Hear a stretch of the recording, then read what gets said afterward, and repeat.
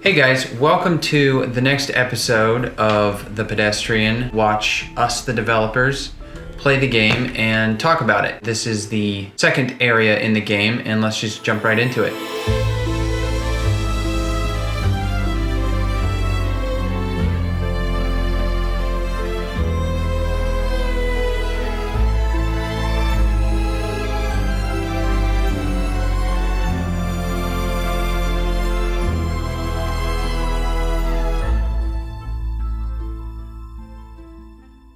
So this is where we left off. This is the subway. Yeah, the elevator that we just went through was the first scene transition. We just used two different techniques for transitioning scenes because we decided we didn't want to have any loading screens or any of that kind of stuff. We had to either put you in a train that travels from one side of the city to the other, or we put you in an elevator so that you're still able to control the player, but you're in this tight area where we can unload all the scenes that you were in before and load in the next area. Yeah. And a lot of games do that. Mask it with motion. Any AAA game, like you play a Naughty Dog game, anytime you have to squeeze through branches or something. Branches or when they always open up those big doors and they have to help the other guy through the door to get through it. It takes 10 to 15 seconds for that thing to happen. That's because they're unloading the previous area and loading in the next area. Yeah. So one of the things that I remember from this area in particular is we wanted every single area kind of has its own kind of theme with the colors and everything. And so the last area was kind of more bright and upbeat, and then this one is very stark contrast with as soon as the doors open, it's very, very different from the previous area. Everything's dark with all this green light and everything. Kind of give you a different variety of... We had this idea, and it actually turned out to be very helpful in the future, that if you took a screenshot of the game, no matter where you're at in the game, you would be able to distinguish it from every other spot in the game. Sure. By the different color palettes, the different type of environment you're in, it would be, within a second, you would be able to know exactly where you're at. Mm-hmm. And it actually helped us out a lot when we were doing play testing with people, because they would send us a screenshot and we would know exactly where they were at within a second. So it was very helpful. But it's also very aesthetically pleasing. So this is a secret. Should we show them the secret? Yeah, we might as well. We will show you the secret. So if you didn't notice, there's a little grayed out kind of door or ladder here. This is something that happened kind of later in the project.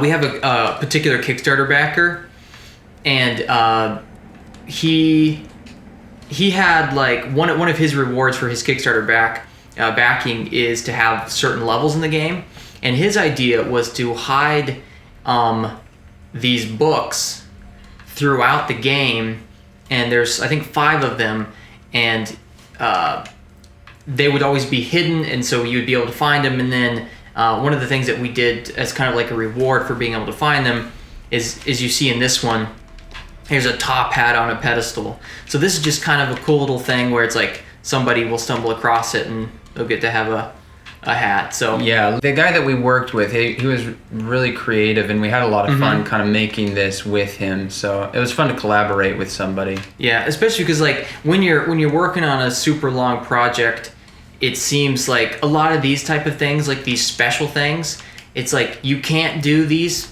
kind of things because you're busy finishing the game and working on the game. So having that Kickstarter backer and him wanting to do something like this that's super not necessary but super special and adds a lot of value to the game is super nice, because it forced us to set aside some time and put something like this in the game that we wouldn't have otherwise been able to do. Yeah, exactly. Yeah, and it also helped because we were, during around the same time period, we were adding in a lot of these, like, sign different looks to them, like all the dirty ones that we saw from the earlier areas and the metal ones. So all of this was kind of happening around the same time, and they just ended up kind of working together, and everything just, showed up. Yeah, because I think this was around the same time we were doing the Game Boy, I think. So being able to have being able to have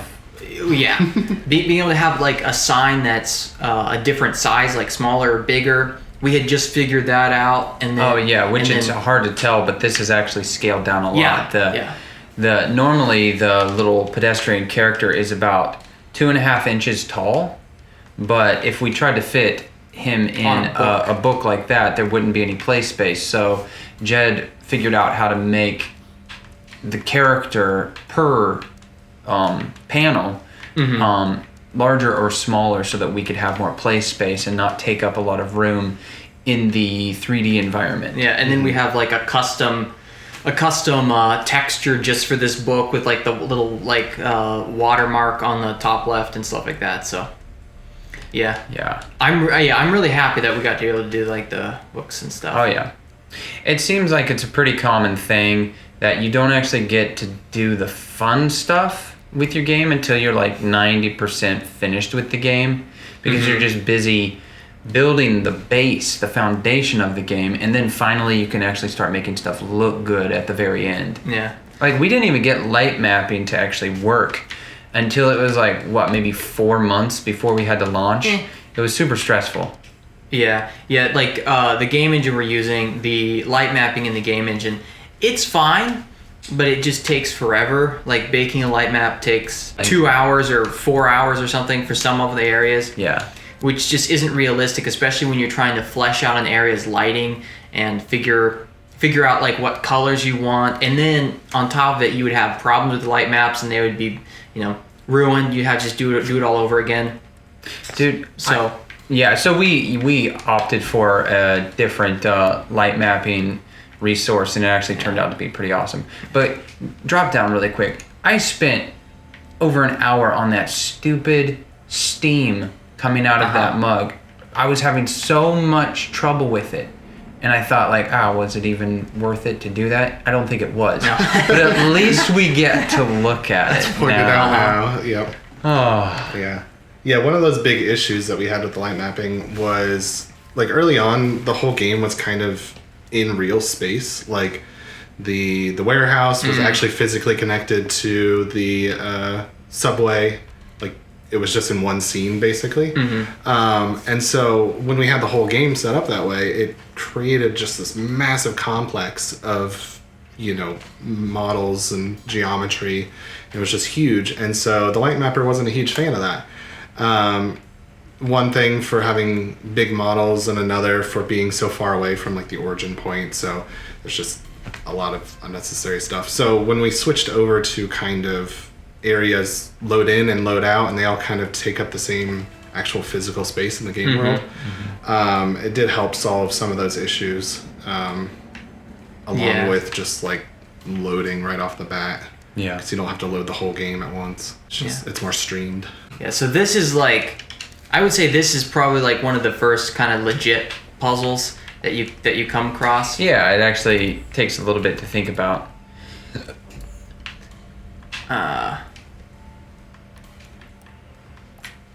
There's also like a lot of more little details, like there's this little sticky note flapping. It doesn't need to do that, but yeah, there's definitely a lot of things that we put in the game that a lot of people would say is unnecessary, but the whole aesthetic of our game is, creating a vibe, and it's all the subtlety that creates that vibe. Yeah. So you can't just kind of like not do it. Yeah, I think there's like, if you have just one little thing moving is one thing, but if you have like a multitude of things happening all at once through like complexity, through a lot of small little details, it adds up to make a big difference. Yeah. So yeah, for sure. Yeah, we knew most of the time players are going to be sitting in that like backed out puzzle view just kind of staring at a puzzle. So having these little eye-catching things to keep the scene from being, you know, a screenshot, keep stuff moving, we thought was important. So this is something, our boxes were kind of like the bane of our existence for so long. We kind of didn't really get a handle on boxes until kind of more toward the end of development. Because we put in some little helpful things because the boxes don't like rotate and fall off a ledge. It can be sort of tricky to get it to go off the ledge and you not to plummet off the ledge with the box and everything. So we added in some things to be able to, once you take the box and you start approaching a ledge, it will detect that it's on the ledge, and then the player will actually slow down his movement. The player will basically like push the box off as you move closer to the ledge. So those little kind of things really helped out with the boxes kind of being manageable to maneuver. Yeah. This is yet another layer of mechanics that we kind of force you to learn on your own. We, as much as possible, try to stay away from hand-holding the player and telling them what to do. We just give them the problem and let them figure it out for themselves. Yeah, because like in the previous area, we did kind of, I think it wasn't overdone, but we definitely wanted to make sure that every single thing you came across, initially we explained the crap out of it so you really got it. And then by this point, you've already interacted with things, like being able to click on it and pick it up and everything. And so we wanted to kind of start transitioning out of this kind of tutorial mindset of explaining everything and start going into more of the, okay, now you've learned enough, so you just have to figure it out. So yeah, it's a puzzle game. Yeah, exactly. Yeah, and that was definitely something that we took a lot of time discussing and adjusting, and you know, how hand-holdy do we need to be. During a lot of our playtesting, different places people got caught up on, and it's deciding, do we fix that, or was that a fluke, or you know, all those things of just iteration. Took quite a while. A lot of these puzzles have been around for a while, but they've been just, you know, tweaks here and there, or completely replaced. There are a few that, you know, didn't make it to the final cut, which, you know, rip, but they were, you know, old ones that weren't necessarily good, or hard for the wrong reasons, or you know, all that kind of stuff. It's kind of like, why would we put time in fixing a puzzle that just really isn't up to snuff, right? When we could just get rid of it and just come up with something new, and most likely we'll learn from our previous mistakes and everything. Yeah, we kind of had a rule that when we finally had a lot of people playtesting the game, we wouldn't really change something until we had at least 3 people complain. Yeah. Because sometimes people will have a problem with it just because of their perspective or their ability to solve a puzzle. But as soon as we got, you know, 3 people complaining about something, then it was obvious that, okay, this isn't just that one person.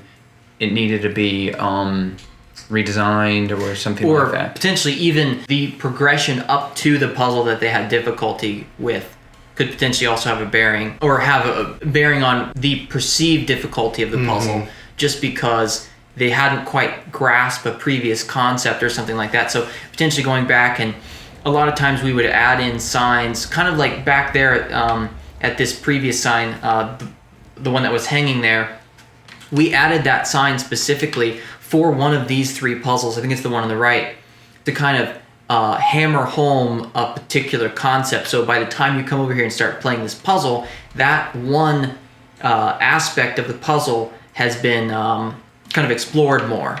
Yeah. Yep. Yeah.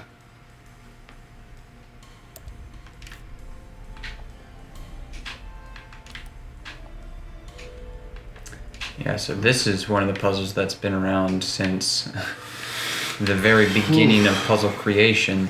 Yeah. Yeah. Well, for us. Yeah, I think Joel made this puzzle and it's probably been changed like 15 times since its original creation. Yeah, like this one is actually part of a set of 3 puzzles, and I was trying this idea of having the same sign shapes and the same number of signs, but just having the puzzle differently, like having the contents tweaked around so that the connections were different and you solved it differently. So this is like the second one that made it. There's a modification of the first one in the warehouse area, but it doesn't quite look the same anymore. Yeah. But yeah, it was just kind of a idea of, what if we had, they were originally supposed to be back to back, but like what if we had the same signs, but you just solved them differently.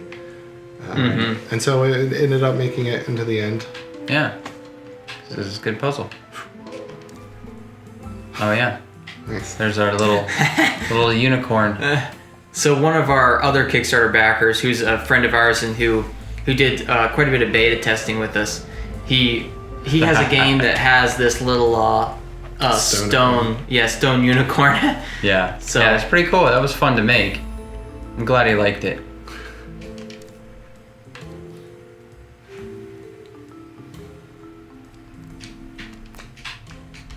And so you'll notice the apple here has a bite taken out of it.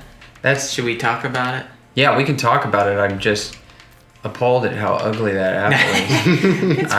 Don't look at it too close. That is one of the things where it's like I ran out of time because the apple does not look good compared to the assets that it's around. So if we had time, there's so many things. I mean, that's something that we had to keep reminding ourselves through the entire production was like, is it worth our time? Most of the time it wasn't. Just like making that steam come out of the coffee mug. Yes, we have that goal of making like very detailed, aesthetically pleasing scenes, but at the same time we don't want to be working on the game for 10, 15 years, which we could have if we kept noodling away at stuff. There always has to be a point where you're like, okay, it's good enough. Yeah, something that's kind of funny that you'll notice that this frame on this sign kind of looks out of place, the color wise.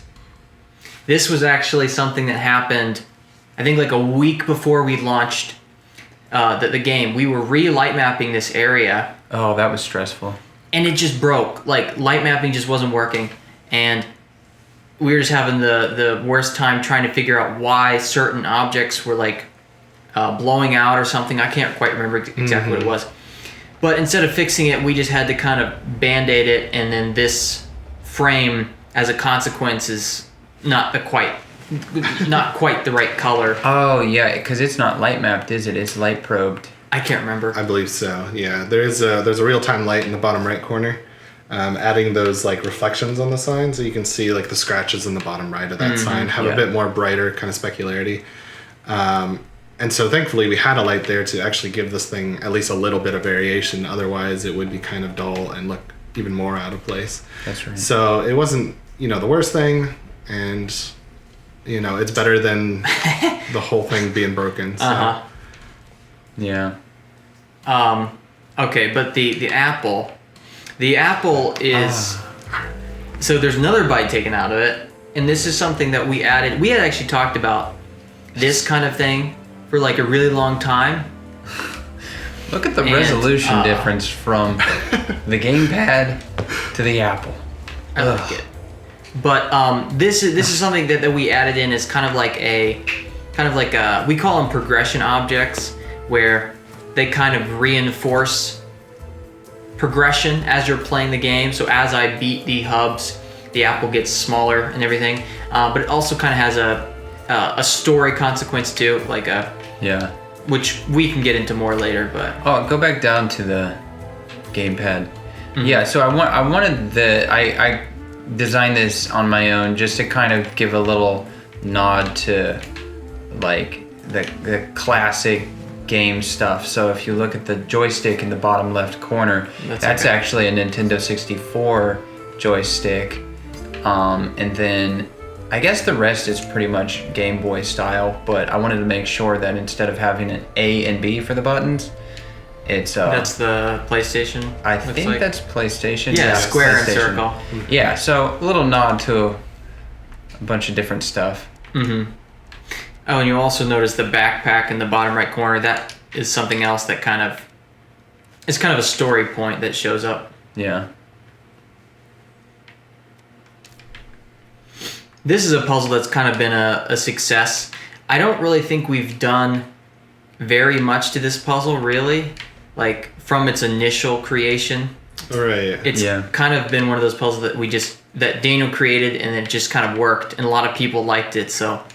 Yeah, like when I'm designing puzzles, I always just try to think of an idea, just like just a simple concept, and then like how far can I take that concept? And with this puzzle, it was one-way paths.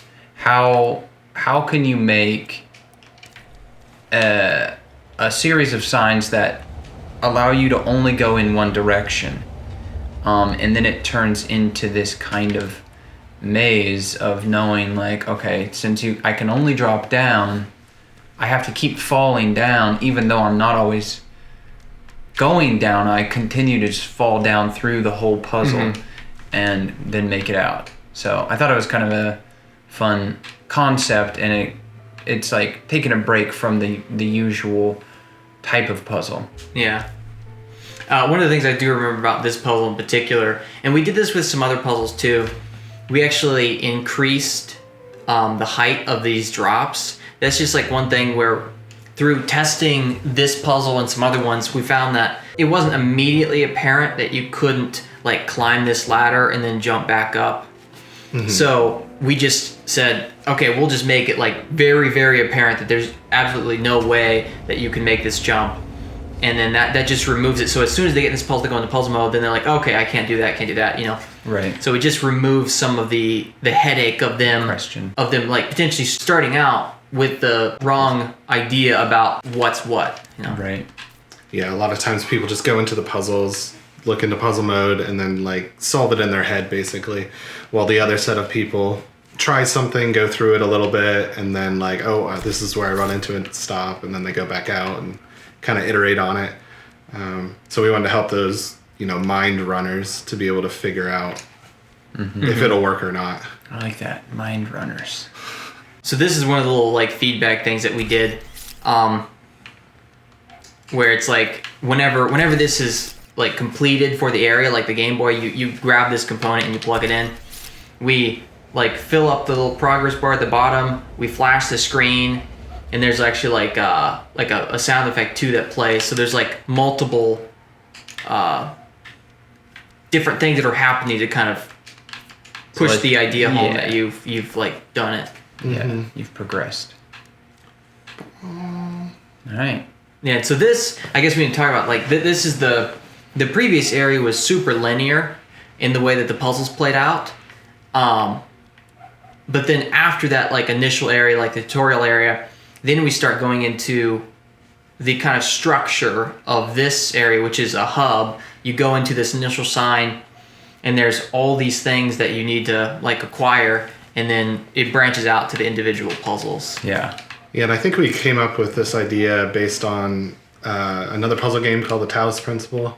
They do somewhat of a similar kind of idea of, hey, here's a door or something, and we need these amount of pieces, and this area has all of these pieces, and so you do a bunch of different puzzles to then come back to the same spot. And I think it was like before a movie at the theater, we were at Chipotle, and we were just talking about things like we always do, and we're like, why don't we try hubs out? Because, we want people to be able to stop playing a puzzle if they get stuck on it and go back to the hub and potentially try out a different puzzle. If they realize they can do that, then that's great.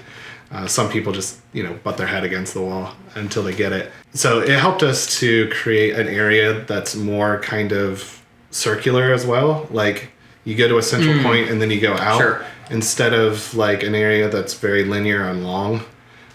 So it also kind of helped in a weird roundabout way of keeping our areas a bit tighter. Yeah, more manageable. It kind of you utilize the space better. Yeah, that's a good point. because you should have seen some of our early things. Just like going across highways and over fields, and just like so much like transition time of just traveling between things. There's always that balance. I think it's like that in like most games, is like making it realistic and making it functional for the mechanics of the game you're playing. Because like we had to really put a lot of thought into, okay, this is the area we want to play in, but we want to have these different views and these vista shots, and we don't want to go too far away from the hub because then that's going to take too much time to travel. So we had to kind of like compress everything that we wanted to represent like the city into as small of an area as possible. Yeah. Because, like, the one thing I think that we learned kind of just through trial and error is just, like, big, sprawling scenes are not necessarily the best. If anything, they make the game feel empty and sort of lifeless. Right. Like you guys were saying, just condensing everything, I think really helps just with the overall feel of the game. And then we have a lot less space to deal with, so we can kind of pack it full and make it kind of a more rich kind of experience. Exactly. I mean, it should be like that with all games, you know. Anytime you hear a AAA game nowadays talking about like how big their map is and all that kind of stuff, you know that means there's going to be miles of nothing but bushes, or miles of just like copy pasted like encounters. Yeah. Where it's like it's not necessarily unique. It's not like the entire map's unique. It's like it's just duplicated stuff with a like whatever 50 of the same kind of creature in a slightly different setup that you have to like fight or something. Yeah, it's also just realizing your scope, like realizing the team size. Yeah, obviously, something like Blizzard or something like Activision or, you know, all the big boys, they're gonna be able to do, you know, Red Deads. While indie teams, you know, you have to realize that if I want this to be as detailed and as like interesting, then you have to scrunch everything and condense it. Otherwise, you're gonna have big fields of repeating textures and a bunch of speed trees that are randomly generated that don't look interesting. Yeah. So definitely. Unless you're really good at like random generation, then No Man's Sky style. Yeah.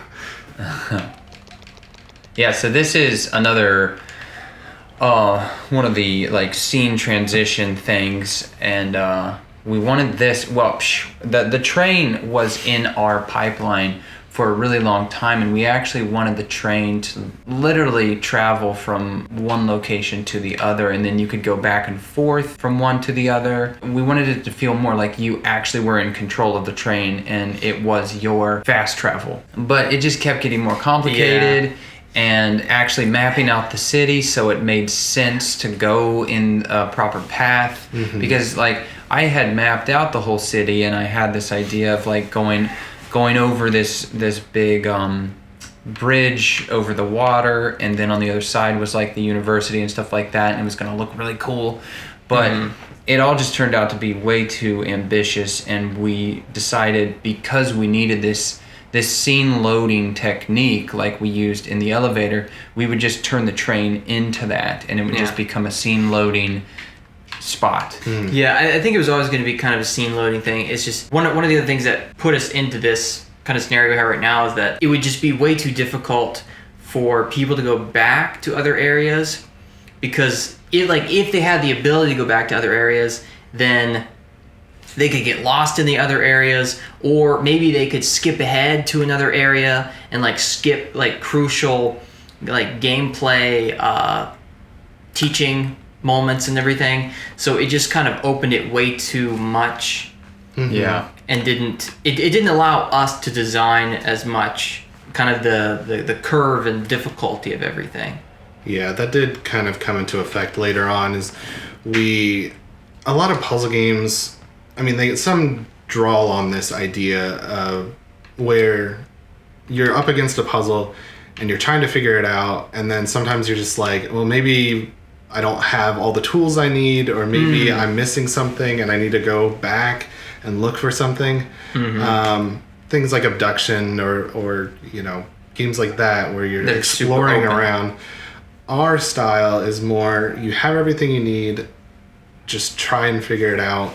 And so we did want to somewhat constrain the player, or at least like reassure them. Basically. Yeah, at least reassure them and not give them options to go back to a place, because there's really no need to go back to a place. But if they have the ability to, then potentially they'd go back for reasons and then just get lost. So it was useful in that regard as well, of just, here you are, and then, you have all the tools you need.